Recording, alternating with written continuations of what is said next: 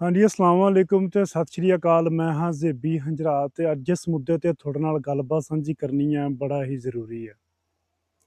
मेरे को एक सरकारी हुक्मनामा एक नोटिफिकेशन है जो पंजाबी ज़बान बारे स्कूलों नूं जारी होया ਉਹਦੇ ਬਾਰੇ ਤੁਹਾਡੇ ਨਾਲ ਗੱਲਬਾਤ ਸਾਂਝੀ ਕਰਨੀ ਹੈ। ਉਹਦੇ ਵਿੱਚ ਜੋ ਗੱਲਾਂ ਲਿਖੀਆਂ ਨੇ ਉਹਨਾਂ ਵਿੱਚੋਂ ਕੁਝ ਕੁ ਗੱਲਾਂ ਤੇ ਮੈਨੂੰ ਇਤਰਾਜ਼ ਹੈ। ਤੁਸੀਂ ਕਿੰਨੇ ਕੁ ਸਹਿਮਤ ਹੋ ਜਾਂ ਤੁਹਾਨੂੰ ਇਤਰਾਜ਼ ਹੈ, ਤੁਸੀਂ ਆਪਣੀ ਰਾਏ ਕਮੈਂਟ ਦੇ ਵਿੱਚ ਦੱਸ ਸਕਦੇ ਹੋ।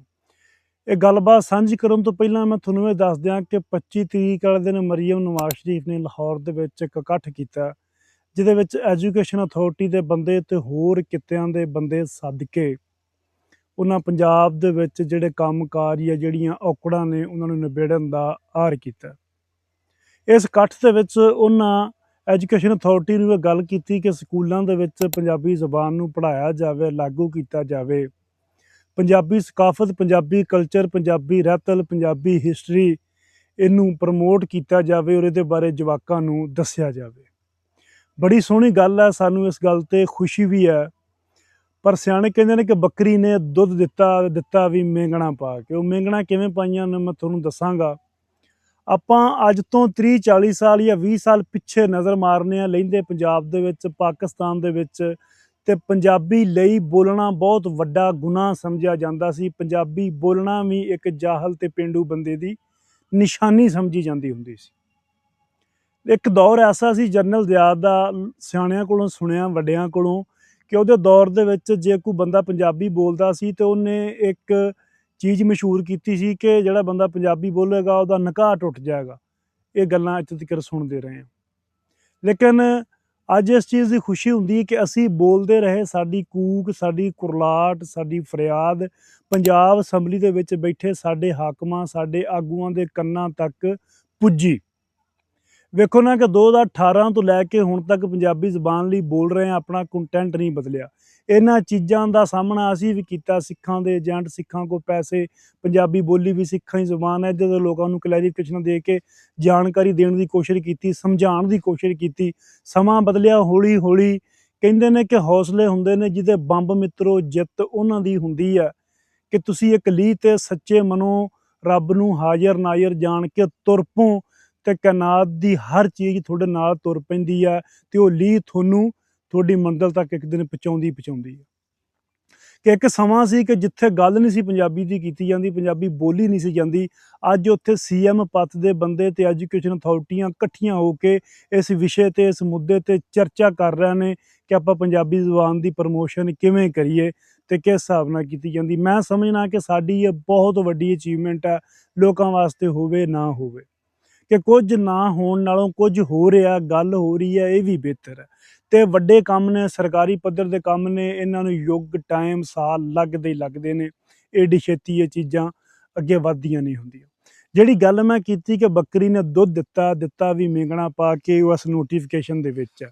ਇਹ ਨੋਟੀਫਿਕੇਸ਼ਨ ਸਰਗੋਧਿਓਂ ਦਿੱਤਾ ਗਿਆ ਸਕੂਲਾਂ ਨੂੰ, ਐਜੂਕੇਸ਼ਨ ਅਥਾਰਟੀ ਨੇ ਸਰਕਾਰ ਵੱਲੋਂ ਜਾਰੀ ਕਰਵਾਇਆ ਗਿਆ ਔਰ ਇਹਦੇ ਵਿੱਚ ਲਿਖਿਆ ਗਿਆ ਕਿ ਸਕੂਲਾਂ ਨੂੰ ਇਹ ਹੁਕਮ ਹੈ ਕਿ ਬੱਚਿਆਂ ਨੂੰ ਸ਼ਾਇਸਤਾ ਪੰਜਾਬੀ ਸਿਖਾਉਣ। ਪੋਲਾਈਟ ਪੰਜਾਬੀ ਬੋਲਚਾਲ ਦੇ ਵਿੱਚ ਓਏ, ਤੂੰ ਜਾਂ ਤੁਹਾਡਾ, ਸਾਡਾ ਇਹੋ ਜਿਹਾ ਅੱਖਰ ਨਹੀਂ ਵਰਤੇ ਜਾਣਗੇ, ਬਲਕਿ ਸ਼ਾਇਸਤਾ ਪੰਜਾਬੀ ਸਿਖਾਈ ਜਾਵੇ। ਮੈਂ ਇੱਥੇ ਇਸ ਚੀਜ਼ 'ਤੇ ਇਤਰਾਜ਼ ਕਰਨਾ।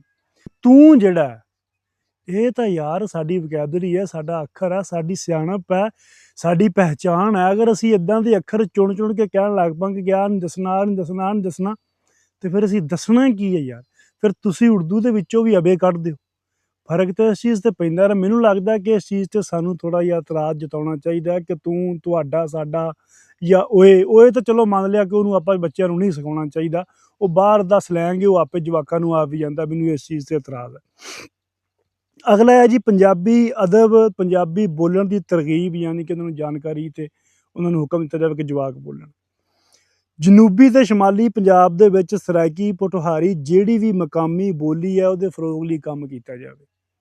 ਯਾਰ ਮੈਂ ਪੁੱਛਣਾ ਚਾਹੁੰਦਾ ਕਿ ਤੁਸੀਂ ਜਨੂਬੀ ਜਾਂ ਸ਼ਮਾਲੀ ਪੰਜਾਬ ਨੂੰ ਕਿਉਂ ਕਹਿੰਦੇ ਹੋ? ਕੀ ਪੰਜਾਬ ਇਕੱਲਾ ਪੰਜਾਬ ਨਹੀਂ ਹੋ ਸਕਦਾ?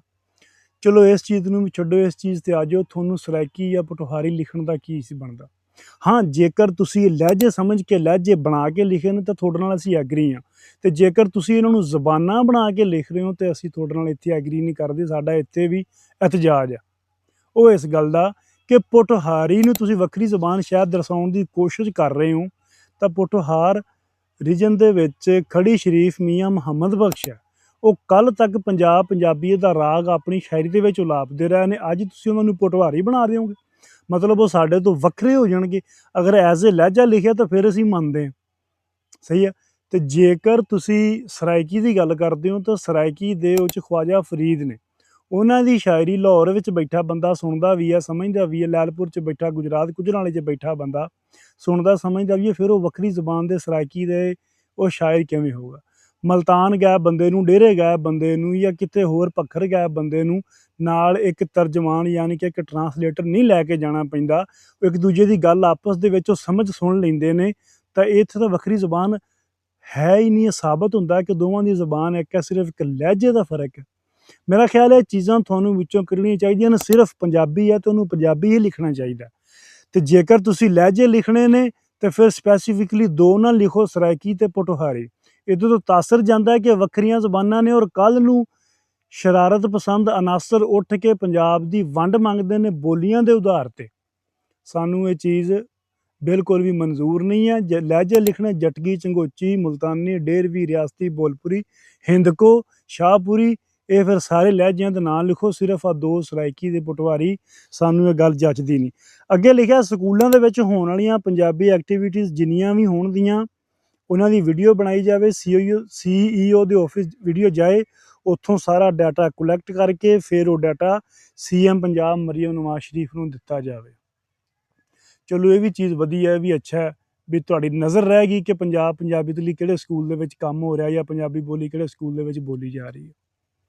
ਔਰ ਅਗਲੀ ਗੱਲ, ਤੁਸੀਂ ਇਹ ਵੰਡ ਜਿਹੜੀ ਕਰ ਰਹੇ ਹੋ ਸਰਾਇਕੀ ਪੋਠੋਹਾਰੇ ਦੀ, ਤਾਂ ਫਿਰ ਖਵਾਜਾ ਫਰੀਦ, ਬਾਬਾ ਫਰੀਦ, ਮੀਆਂ ਮੁਹੰਮਦ ਬਖਸ਼, ਵਾਰਿਸ ਸ਼ਾਹ, ਬਾਬਾ ਨਾਨਕ, ਬੁੱਲੇ ਸ਼ਾਹ ਅਤੇ ਵਾਰਿਸ ਸ਼ਾਹ, ਇਹਨਾਂ ਨੂੰ ਤੁਸੀਂ ਕੀ ਅਦਬ ਦੇ ਵਿੱਚ ਸ਼ਾਮਲ ਨਹੀਂ ਕਰੋਗੇ? ਤੁਸੀਂ ਜਦੋਂ ਇਹਨਾਂ ਨੂੰ ਅਦਬ ਦੇ ਵਿੱਚ ਸ਼ਾਮਲ ਕਰੋਗੇ, ਚਾਰੇ ਪਾਸੇ ਸੁਣੇ ਜਾਂਦੇ ਨੇ, ਸਮਝੇ ਜਾਂਦੇ ਨੇ, ਲੋਕ ਇਹਨਾਂ ਨੂੰ ਪੜ੍ਹਦੇ ਵੀ ਨੇ, ਇਹਨਾਂ ਦੀ ਸ਼ਾਇਰੀ ਨੂੰ, ਅਤੇ ਫਿਰ ਵੱਖਰੇ ਕਿਵੇਂ ਹੋਊਗਾ? ਸੋ ਮਿਹਰਬਾਨੀ ਕਰਕੇ ਸਾਡੇ ਮੁੱਢ ਨੇ, ਇਹਨਾਂ ਨੂੰ ਸ਼ਾਮਲ ਕਰੋ, ਇਹਨਾਂ ਨੂੰ ਵੰਡਣ ਦੀ ਕੋਸ਼ਿਸ਼ ਨਾ ਕਰੋ। ਪੋਠੋਹਾਰ ਵੱਖਰਾ ਕਰੋਗੇ ਤਾਂ ਮੀਆਂ ਮੁਹੰਮਦ ਬਖਸ਼ ਵੱਖਰਾ ਹੋਏਗਾ, ਉੱਧਰੋਂ ਸਰਾਇਕੀ ਵੱਖਰੀ ਕਰੋਗੇ ਉਹਨੂੰ ਕਹਿ ਕੇ ਜ਼ੁਬਾਨ, ਤੇ ਖਵਾਜਾ ਫਰੀਦ ਵੱਖਰੇ ਹੋਣਗੇ। ਬੁੱਲੇ ਸ਼ਾਹ ਦਾ ਜਨਮ ਵੀ ਉੱਚ ਸ਼ਰੀਫ ਦਾ, ਕੱਲ੍ਹ ਨੂੰ ਉੱਠ ਕੇ ਬੁੱਲੇ ਸ਼ਾਹ ਨੂੰ ਵੀ ਕਲੇਮ ਕਰਨਗੇ।